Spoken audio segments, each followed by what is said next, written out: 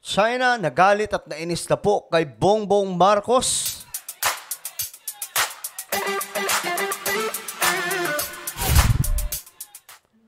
Hello guys, this is me. I'm back for another vlog. So, shoutout sa lahat ng mga nanonood ngayon, sa lahat ng mga solid sangkay, sa lahat po ng ating mga kababayan. Magandang oras po sa inyong lahat. At ayun nga po mga sangkay, ang China ay naglabas po ng medyo mainit-init po na banat ngayon kay BBM. Pag-usapan mo natin yan, pero bago tayo mag-umpisa, paki-subscribe po muna yung ating YouTube channel. Sa baba ng video na to, makikita nyo po mga sangkay yung subscribe button. Pindutin nyo po yung subscribe, pindutin nyo po yung bell, at pindutin nyo po yung all. Dahil dito mga sangkay, 1.22 million subscribers na po tayo. Parami po tayo ng parami. Kaya naman, i-subscribe nyo na. Okay? So, sa mga nanonood sa Facebook, i-follow nyo po yung ating Facebook page. Huwag kalilimutan, okay? Ngayon, ito nga mga sangkay. Ayon po sa report, China pumalag sa pahayag ni PBBM kaugnay sa planong panghuhuli nila sa karagatan, mga sangkay, mga mangingisda man yan o kung sino man, basta dayuhan at hindi po kalahin nila, huulihin daw po nila. Kahit po sa teritoryo ng Pilipinas yun. Ngayon, nagsalita po dyan si BBM na hindi nga maganda yung ginagawa ng China. Ngayon, ayon po dito, pumalag ang China. Tingnan po natin ang report na ito, mga sangkay. Pinalaga ng China ang pagtutol ni Pangulong Bongbong Marcos sa balak nilang ipatupad na fishing ban. Kinikit nila ang China ang bukas sa dialogo, pero Pilipinas ang palaging naghahanap ng gulo. Ewan ko ba dito sa China? Mukhang ano sila eh. Mukhang nag-i-imagine lagi ng mga kung ano-anong nangyayari eh. Sila ngayong nanggugulo eh.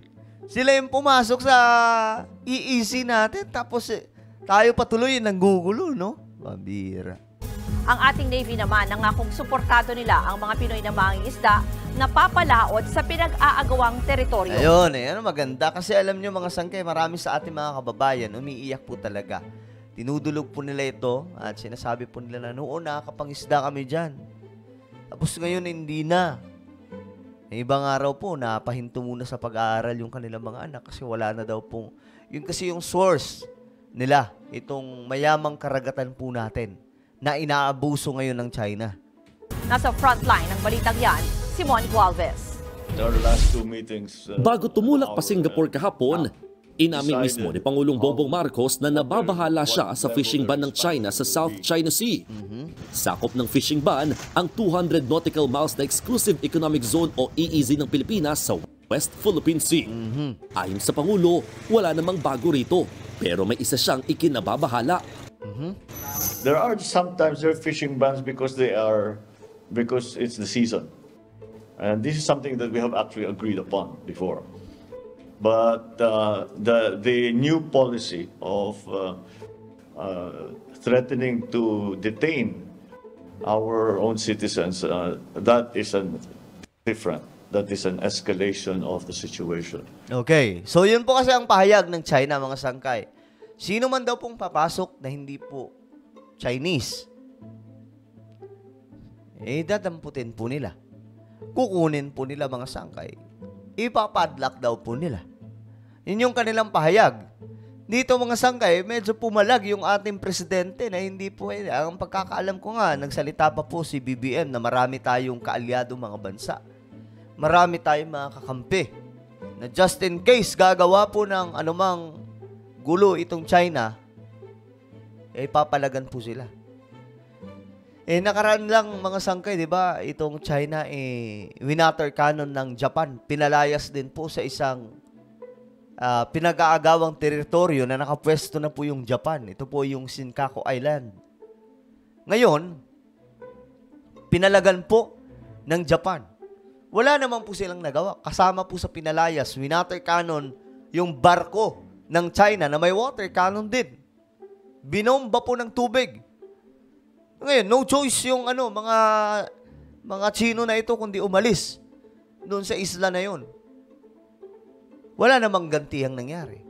Wala namang palag, di ba? Wala namang gera na naganap.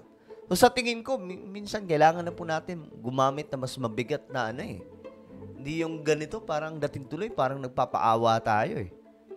Ano? Kasi, pero yun, binobomba tayo ng tubig, hindi tayo pumapalag, ginahayaan lamang po natin. Mukhang, wala, ang sakit lang tingnan para po sa ating mga kababayan. So, yes, it is now very worrisome. May 15 nang unang ilabas ng China ang plano nitong hulihin ng mga trespassers o manghihimasok sa karagatang sakop ng kanilang teritoryo simula sa Hunyo. Wala naman silang teritoryo dyan. Nandun po sa malayong malayo eh. Teritoryo yan ng Pilipinas, boy. Pero git ng Chinese Foreign Ministry, walang dapat ikabahala ang kahit sino rito, basta wala naman daw ginagawang masama. Wala naman talagang ginagawa ang Pilipinas eh. Eh sila po yung nanggugulo dyan. Sila po yung may ginagawang masama. Inalmahan din nila ang naging pahayag ni Pangulong Marcos. Ayan na, ito na. Sabay giit na Pilipinas pangaraw ang laging nambubuyo at nagpapalala ng tensyon sa South China Sea. Labo eh, no? Ang labo talaga nitong... Nung una mga sangkay, umaano pa ako eh, neutral pa ako dito sa Amerika at China. Pero, ngayon, sa mga nakikita po nating aksyon at pahayag nila, malabo po itong China kausap. Pero mo, sabihin ba naman itong China na tayo yung nanggugulo? Eh sila nga yung nanggugulo eh. Sila yung nang-water cannon. Sila po yung, diba? Matindi po yung ginagawa nila sa mga Pilipino. Sila yung nagpapaalis sa mga mangingisda. Sila ang nagpapalala ng tensyon. Itong China.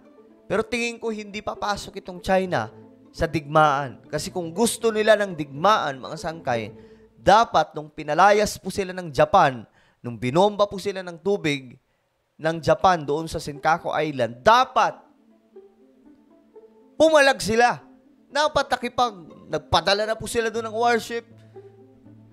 Nagpaulan na ng kung ano-anong mga rocket, mga sangkay. Kaya nga lang hindi. Bakit? Bakit ayaw ng China? Malamang. Isa sa iniingatan po nila ngayon yung malagong ekonomiya ng kanilang bansa. Masasayang lahat yung kung papasok sila sa digmaan. Gayunman, nananatili raw bukas ang kanilang pinto para makipagdialogo sa atin. Nakaloohan ng China. Ayon naman sa Philippine Navy, wala pang anumang senyales na manghuhuli na ng mga dayuhang mangingisdang China. Katunayan, nabawasan pa nga raw ang mga barko nila na umaaligid sa Panatag Shoal. Mula sa 55 barko ng Chinese militia, Chinese Coast Guard at Navy ng China, 19 na Chinese vessels na lamang ang nakitang nasa Panatag Shoal. Kumonte, mga sangkay. Hindi na rin daw nakikita ng Philippine Coast Guard ang tinaguriang monster ship ng China Coast Guard na namataan malapit sa Panatag Shoal. Pero sa buong West Philippine Sea, may 122 Chinese vessels pa rin na umaaligid. So, ang kailangan kasi talaga dyan, magpadala po tayo ng mga pwersa po talaga natin sa teritoryo natin. Kagaya po ng ginagawa ng Japan. Pag pumasok sila, water cannon din. Palagan talaga. Bantayan. Kasi yan po yung naging problema natin sa sarili nating teritoryo. No, after Ferdinand E. Marcos, wala na pong nagbantay dyan. Ganun po ang nangyari. Nabisi po itong mga sundalo natin, ginamit ng mga politiko nung araw na yon. After po sa panahon ni Marcos.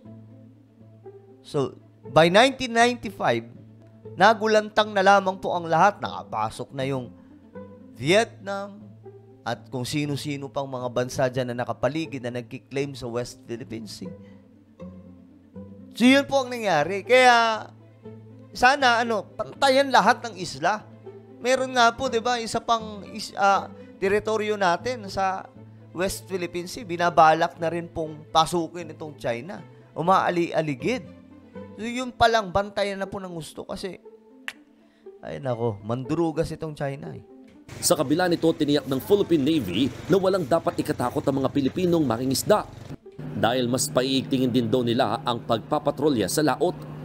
Namang iginiit ng Philippine Coast Guard na hindi kikilalanin ng Pilipinas ang polisiya ng China.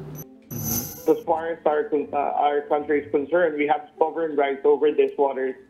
Besides from the fact that our Bicol Award has identified Bajo de Mosinloc as a traditional fishing ground not just for Chinese and Vietnamese, but also for the Filipino fishermen.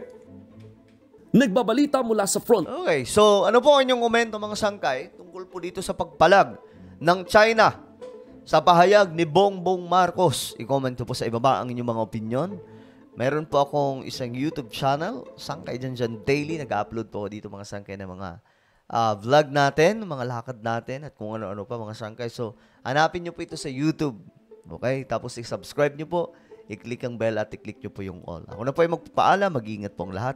God bless everyone.